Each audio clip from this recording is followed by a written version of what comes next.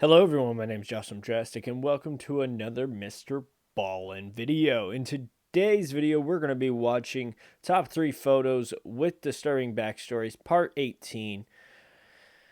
Yeah, that's all I got to say. If you enjoy this kind of content, consider leaving a like on the video. It'd be very much appreciated. And if you're new here, hi, I'm Josh, and this is what I do. I react to videos, and sometimes I play video games. So if you enjoy that kind of content, consider subscribing and sharing my videos with friends so they may grow and we can all watch and play some awesome videos and video games together. If you have any suggestions of any videos you'd like me to watch, go down in my comments below, leave me a link or title to the video, and I'll get back to you as soon as I possibly can. Today's video is 15 minutes long. Make sure you have your water through. Water is very important. Anyways, let's begin. Today we're going to look at 3 progressively more disturbing stories, and at the end of each of them, I will share the photo that is famously associated with them. But before we get into today's stories, if you're a fan of the strange, dark, and mysterious delivered in story format, then you come to the right channel because that's all we do, and we upload 3 or 4 times every week. So if that's of interest to you, please build the like button's confidence way up and tell them to run for student body president. Help them hand out flyers, help them with their speech, and then when the big day comes, don't vote for them. Also, please subscribe to our channel and turn on all notifications so you don't miss any of our weekly uploads. All right, let's get into today's stories.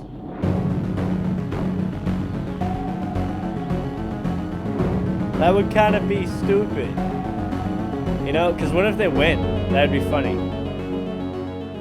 There are 3 waterfalls spanning the Canadian-USA border that combined make up the famous Niagara Falls. They have a max height of about 170 feet at their highest point, and every second, 700,000 gallons of water tumbles over the edge. So what are you going to tell me? The rapids above the falls are some of the strongest and most violent in the world, with a max speed of about 40 miles per hour right before you hit the edge. You know, as a result, no one's allowed to boat or right? swim in the final 3.2 miles of the Niagara River that feeds into the falls. But back in the day, there was no such restriction. On the evening of July 16th, 1853, 3 men were working on a small barge anchored in the Niagara River about a half-mile away from the edge of the falls. Once they were done with work, the way they would get back to shore is by taking a rowboat and taking it downstream to this small island called Goat Island that sits right on the edge of the falls. Now, in order to get to that island, you would have to traverse the rapids. But it was only a couple hundred feet away, and because they worked here all the time, they had traversed the rapids many times before without incident. But this time, as soon as they got in, one of their oars broke. And so they weren't able to control their boat, and very quickly they got dragged into the rapids, started getting spun around, and then it capsized. Although they desperately tried to swim to shore, the rapids were just too strong, and 2 of the men were swept away to their death. But one man, Joseph Avery, was lucky enough that when he fell in, he drifted down and grabbed onto this tree root that was sticking out of the water. And so he pulled himself about halfway up out of the water, he caught his breath, and he's looking around, and he can't believe he survived. But he wasn't out of the water yet, so to speak, because he was in the middle of these rapids and there was nobody on shore. It was getting late. His 2 buddies had drowned, and when he yelled out, the rapids were so loud nobody could hear him. And the log he was holding on to was totally slick, and so he had to grip it as hard as he could, otherwise he would just slip back into the water. And so all night, with half of his body in the water, he gripped onto this branch as tight as he could and just prayed he would survive. The next morning, when tourists arrived, they noticed Joseph out on this log, and they waved to him, and Joseph, who had used all his strength just to hold onto this log all night, was not only fatigued, but also was becoming hypothermic, and he very carefully removed one hand and he waved back. The tourists immediately notified authorities, and a rescue effort was launched. Wow. And because it was too dangerous to take a boat and try to drive down to Avery and pull him out that way because he was right near the edge of the falls, what they did is they went up to this little bridge that was upstream of Joseph, and they released rafts and small boats, hoping that one of them, just by chance, would get caught up on that log and he could grab it, and then Joseph could climb in, throw the rope out, and get pulled to shore. But unfortunately, after dozens of attempts, nothing came close to Joseph. Their next plan was to tie a long tether onto one boat and then guide it down the river until it reached Joseph, and this worked. But when Joseph climbed into the boat, it immediately began to capsize. And witnesses would say Joseph stood up, and as he was falling backwards, he threw his hands up in the air like he was surrendering. He let out a final scream and then fell under the turbulent waters, and then seconds later, he was swept off the falls to his death. Here is the final photo of Joseph Avery. It was taken by a journalist right before that boat with a tether attached to it arrived in front. I want some adventure in the bedroom. I want you to shut up. Of him.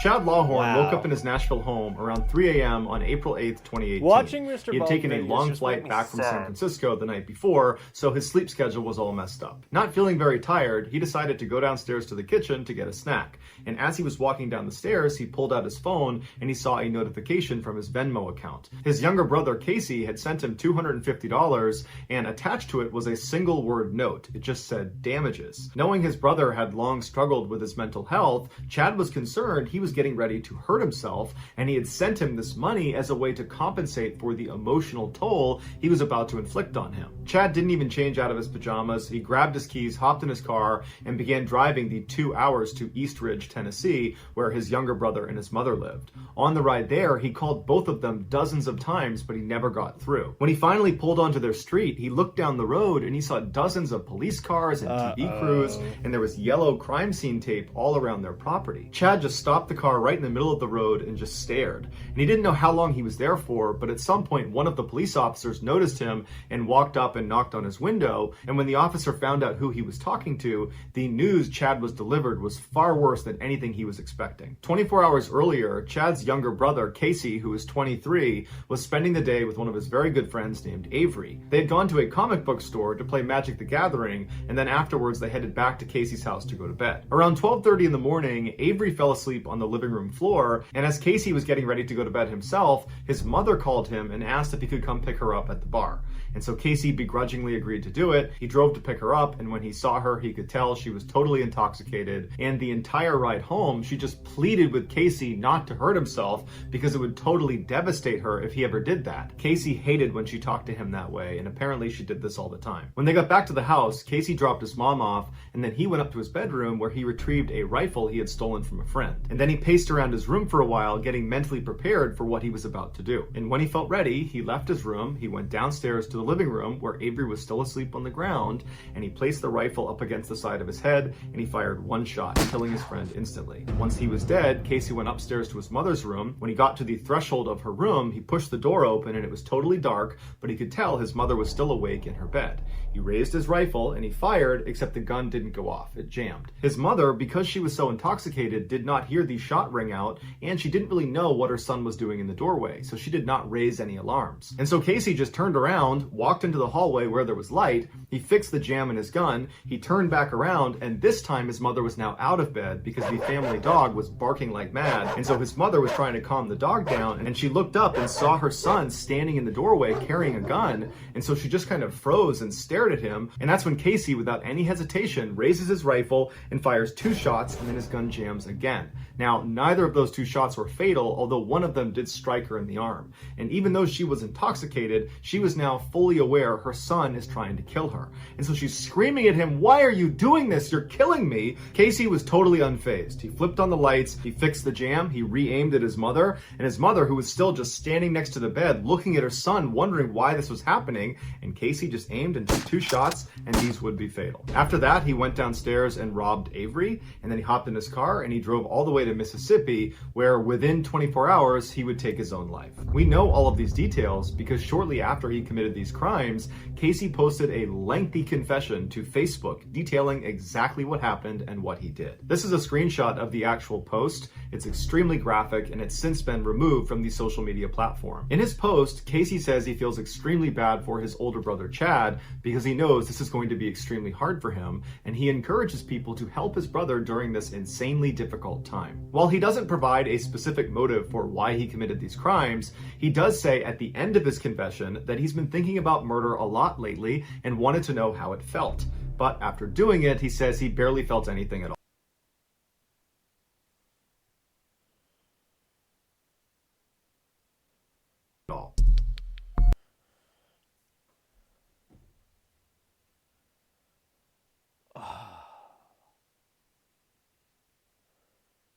Of course you wouldn't feel anything.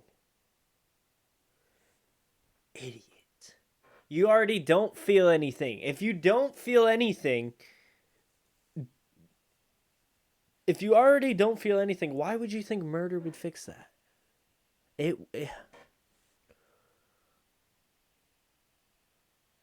If you have no emotion already, You know, if you have no feelings already, then murdering something you have no feelings for, that defeats the purpose. Not defeats the purpose. That defeats the purpose feeling. You can't feel sorrow when your intentions are to kill someone. Ugh. What made that okay? What made you think that was okay? Well, that's not. You can't feel if you are just willing to murder them. How are you expecting to feel something after the fact? It doesn't make any sense. I don't get it. In 1996, 28-year-old Paljor Tawang was offered the opportunity of a lifetime. Born and raised in a valley at the foot of the Himalayas, he was chosen to lead the first ever Indian ascent of the north face of the highest peak in the world, Mount Everest. He had left school after the 10th grade and joined... I'm not uploading this. This makes me too sad. I'm not uploading this.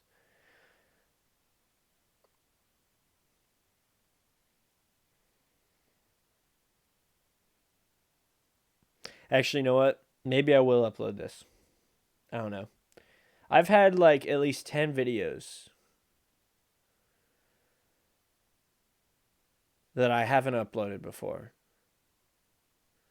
I don't know why I'm still talking to you. I have at least 10 videos that I haven't uploaded before, and it's just because the video made me so sad. Sometimes I've lied to people and told them that I have seen the video. Technically, I have seen the video.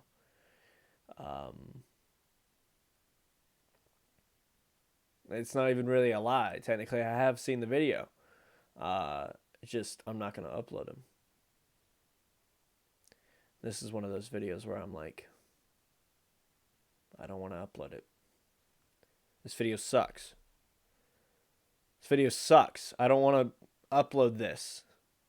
1, it makes me mad. 2, it makes me sad.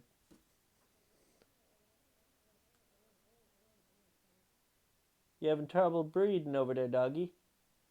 What are you doing? Why are you snoring so much? Stop snoring. Yeah, I'm not uploading this. I don't know. Maybe I am. You know what? Whatever. We'll deal with it. We're gonna go through it.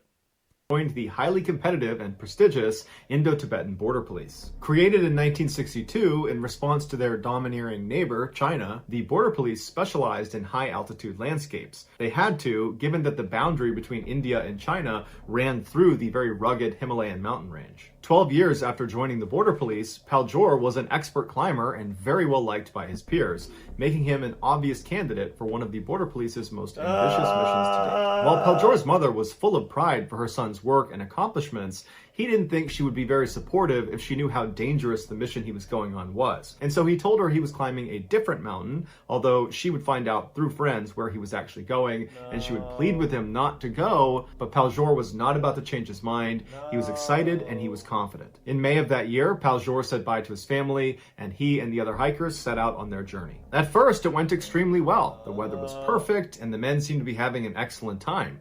But their luck would not hold. The team's final assault on the north face of Mount Everest was marked by mistakes, bad decisions, and very bad weather. According to the official report on the ascent, those problems started on the morning of May 10th when Paljor and the other 3 climbers woke up late. Instead of leaving base camp at 3:30 a.m. like they were planning to, they didn't leave until 8 a.m., so 4.5 hours late. Making matters worse, the weather continued to deteriorate with a blizzard moving in, creating near zero visibility. But even under the best of circumstances, Mount Everest is still a force of nature. The summit may be covered in colorful ropes and flags and climbers with their high-tech, shiny, beautiful gear, accompanied by a small army of Sherpas, but the outward appearance of commercialization is deceptive. Since 1924, at least 300 people have died on Mount Everest. The death-to-summit ratio is a staggering 4%.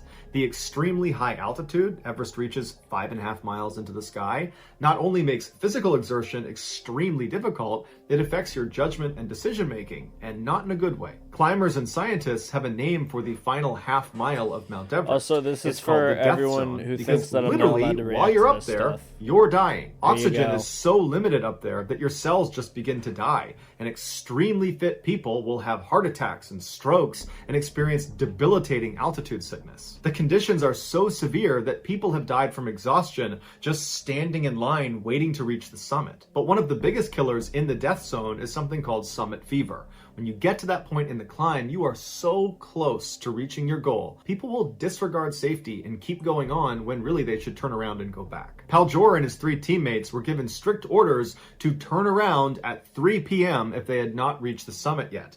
But because of their late start, when 3 p.m. rolled around, they were not at the summit, they were in the death zone. One of the climbers who was with Paljor was the commander, and so at 3 p.m. when they were supposed to stop and turn around, he was at the very back of the climbing stack. And so he stopped and he yelled up to Paljor and the others and tried to get them to stop too so they could go back down, but either they didn't hear him or they just ignored him. Already suffering from frostbite and totally exhausted, he could not go any farther, so he grabbed his radio and he tried to hail them to tell them to stop and come back, but they didn't pick up their radio.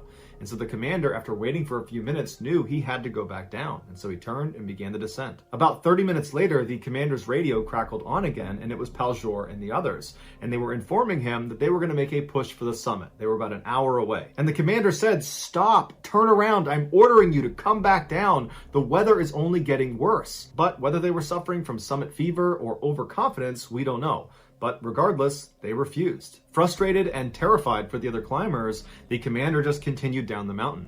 But 2.5 hours later, his radio crackled again, and this time it was Paljor and the others saying they had made it. They were standing on the summit of Mount Everest. The men had not just set a record for India, they had brought immeasurable honor to their country. The news sparked a huge celebration down in the base camp and also in the city of Leh, which is where the border police were located. But the party atmosphere would not last long. Shortly after the victory call, the weather turned from bad to horrible. What would later be known as the blizzard of 1996 had arrived in full fury, and by midnight that night, no one had heard from Paljol or the other 2 people he was with. And just a couple of days later, rescue climbers would confirm all 3 men had died. In the years following Paljol's death on the north base of Mount Everest, this hopeful and proud young Indian has become a sort of gruesome celebrity and landmark for the thousands of climbers that make it up into the death zone. Except now he's widely known on the internet and amongst people who are passionate about climbing the world's highest peak, not as Paljor, one of the first Indians to climb the north base of Mount Everest, but as Green Boots, which is a reference to the bright neon green boots he was wearing when he died.